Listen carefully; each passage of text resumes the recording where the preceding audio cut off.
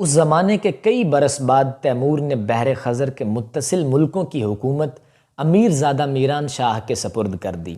لیکن جب تیمور ہندوستان کی لشکر کشی میں 1 سال مصروف رہنے کے بعد واپس آیا تو سنا کہ بیٹا تقریباً مجنون ہو گیا ہے۔ تاتاری حاکموں نے اطلاع کی کہ شہزادے سے بڑے بڑے شہروں میں بالکل مجنونانہ حرکتیں سرزد ہوئی ہیں۔ کبھی جھروکوں میں بیٹھ کر لوگوں میں خزانے کا خزانہ لٹا دیا، کبھی مسجد میں شراب نوشی کے جلسے کیے۔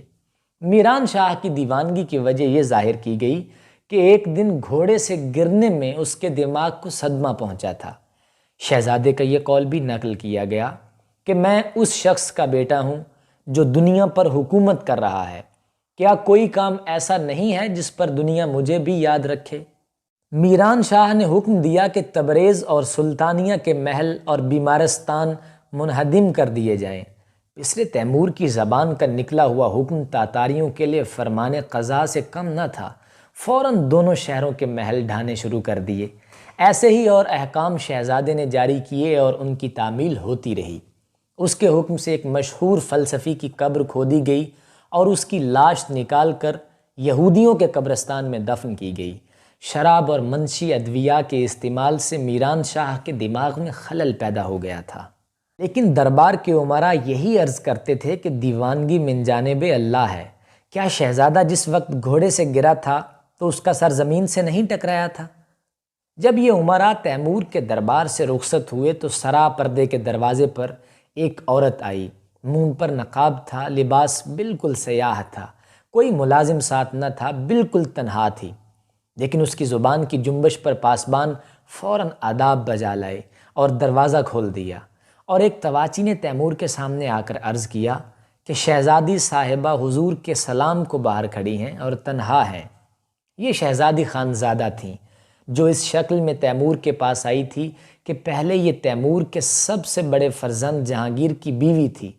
اس وقت بہت سراسیمہ و پریشان ہو کر تیمور کی خدمت میں حاضر ہوئی تھی اور کچھ دیر سے منتظر تھی کہ درباری رخصت ہوں تو اطلاع کرائے۔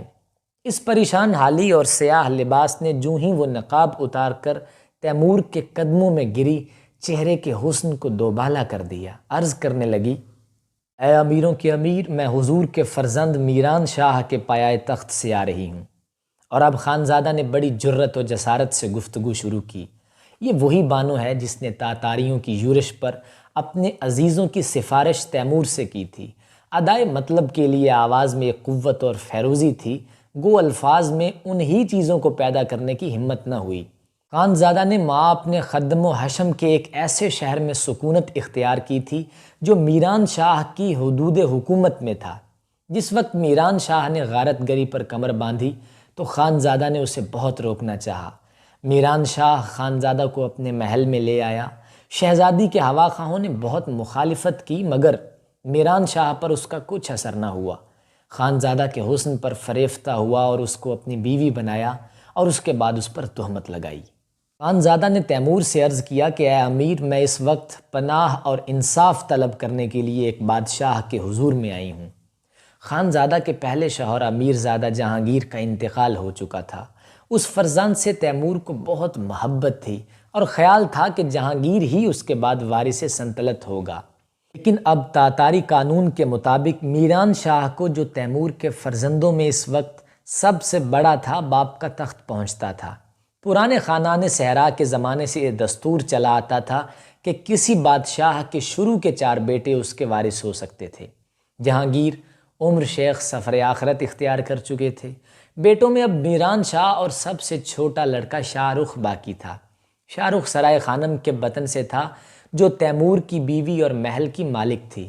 یہ لڑکا امیر زادہ جہانگیر مرحوم کے لڑکوں سے بھی جو خانزادہ کے بطن سے تھے چھوٹا تھا۔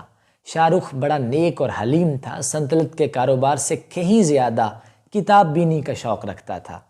پس تیمور کا جانشین یا تو میران شاہ ہو سکتا تھا یا خانزادہ کا کوئی لڑکا، خواہ جہانگیر سے ہو یا میران شاہ سے۔ تیمور نے میران شاہ کو بڑی وسیع قلمرو کا حاکم مقرر کر رکھا تھا، مگر اس شہزادے نے شراب نوشی اور لہو و لعاب سے دنیا درہم برہم کر دی تھی۔ ممکن ہے کہ خانزادہ کا حسن و جمال ہی جس کے شعلوں نے شہزادے کے دل میں آگ بھڑکائی تھی، عقد نکاح کا باعث ہوا ہو۔ ان واقعات کے سال ہا سال بعد نوجوان امیرزادہ خلیل ایک ایسے سیاسی نزاع کا باعث ہوا جو خانزادہ کے وہم و گمان میں بھی نہ آ سکتا تھا، مگر اس وقت تیمور کے سامنے خانزادہ کی ہمت قابل تعریف تھی۔ آج وہ صاحب کران گیتی ستان کے حضور میں کھڑی خاص اس کے فرزند کی شکایت کر رہی تھی۔ تیمور نے بھی انصاف کرنے میں دیر نہ کی، خانزادہ کا جس قدر مالی نقصان ہوا تھا اس کی تلافی کر دی، نئے ملازم اس کی خدمت کے لیے مقرر کیے اور اس کی وہ عزت کی جو اپنے فرزند رشید جہانگیر کی بیوہ کی کرنی چاہیے تھی۔ تیمور گو اس وقت ایک بڑے سفر دشوار سے سمرقند واپس آیا تھا، لیکن اس نے فوراً امراء کو حکم دیا کہ سلطانیہ کی طرف چلنے کی تیاری کریں۔ سلطانیہ پہنچ کر جس وقت وہ تمام خرابیاں تحقیق ہو گئیں جو میران شاہ کی بد نظمی و غارت گری سے پیدا ہوئی تھیں، تو تیمور نے بیٹے کی نسبت سزائے موت کا حکم سنا دیا۔ امراء نے، جن میں بعض ایسے بھی تھے جن کو میران شاہ کے ہاتھوں نقصان پہنچا تھا، شہزادے کی سفارش کی۔ میران شاہ گلے میں رسی پڑی ہوئی باپ کے سامنے حاضر کیا گیا۔ تیمور نے قتل کا حکم منسوخ کیا، لیکن اختیارات کل سلب کر لیے۔ شہزادہ دل شکستہ بے ملک و بے حکومت ہو کر اسی ولایت میں پڑا رہا جہاں اب اس کی جگہ دوسرے بادشاہی کرتے تھے۔ اس کے تھوڑے زمانے کے بعد بادشاہ قشتالیہ کا وزیر سفیر روئے دی گونز الیز کلاویجو اسپین سے سمرقند کے سفر میں سلطانیہ سے گزرا، اور جو کچھ اس نے وہاں سنا اور اسے اس طرح سادگی سے بیان کیا۔ جب میران شاہ اس قسم کی حرکتیں کر رہا تھا تو اس کے پاس ایک خاتون تھی جس کا نام خانزادہ تھا۔ یہ خاتون بھیس بدل کر میران شاہ کے پاس سے چلی گئی اور رات دن سفر کر کے امیر تیمور کے پاس آئی اور اس کے بیٹے میران شاہ کی حرکتوں سے اسے آگاہ کیا۔ تیمور نے بیٹے کو حکومت سے معزول کر دیا۔ خانزادہ تیمور کے پاس ٹھہری رہی۔ تیمور نے اس کی بڑی عزت کی اور پھر اس کو واپس جانے کی اجازت دی۔ میران شاہ سے خانزادہ کا ایک لڑکا بھی تھا جس کا نام خلیل سلطان تھا۔ میران شاہ کے مصاحبوں اور درباریوں پر تیمور کا ایسا غضب نازل ہوا جس کی انتہا نہ رہی۔ وہی اور مسخرے اور بعض اچھے شاعر بھی جو شہزادے کے ساتھ ہر وقت رنگ رلیوں میں رہتے تھے، کشاں کشاں مقتل میں لائے گئے، اور ان میں ایک ظریف نے جب اپنے سے اعلی مرتبہ لوگوں کو جلاد کے قریب دیکھا کہ وہ بھی قتل ہونے والے ہیں، تو اس ہولناک ساعت میں بھی وہ ظرافت سے نہ چوکا اور ان میں سے ایک شخص سے کہنے لگا، آپ کو شہزادے کی خدمت میں مجھ پر تقدیم حاصل تھی، اس وقت بھی اس مرتبے کا خیال رہے، پہلے آپ تشریف لے چلیں۔